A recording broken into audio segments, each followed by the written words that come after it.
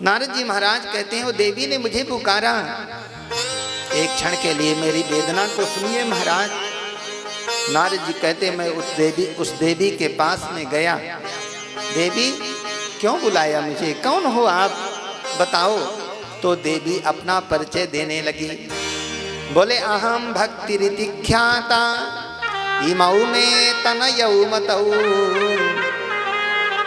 महाराज मैं भक्ति हूँ। ये दोनों बुढ़े बाबा कौन हैं? बोले ये दोनों मेरे बेटा हैं। एक का नाम ज्ञान है, दूसरे का नाम वैराग्य है। आप कहेंगे हजारों स्त्रियां जो पास में मेरे बैठी हैं ये कौन है? तो ये कोई साधारण स्त्रियां नहीं हैं। दुनिया संसार की जितनी भी पवित्र पवित्र नदियां हैं वही नदियां इन स्त्रियों का रूप धारण कर लिया है। मेरी सेवा के लिए आई हैं, लेकिन मेरे मन में संतोष नहीं महाराज। क्यों?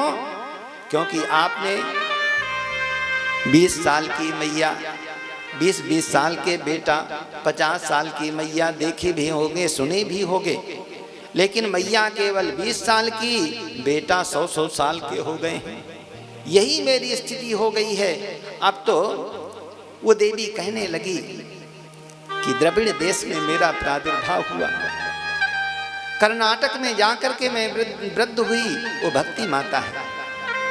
कर्नाटक में जाकर के मैं बड़ी हुई, महाराष्ट्र में जाकर के महाराष्ट्र की भूमि में मुझे बहुत सम्मान हुआ, लेकिन थोड़ा सा जब आगे बढ़ी बिल्कुल जीर्ण हो गई, वृद्ध हो गई।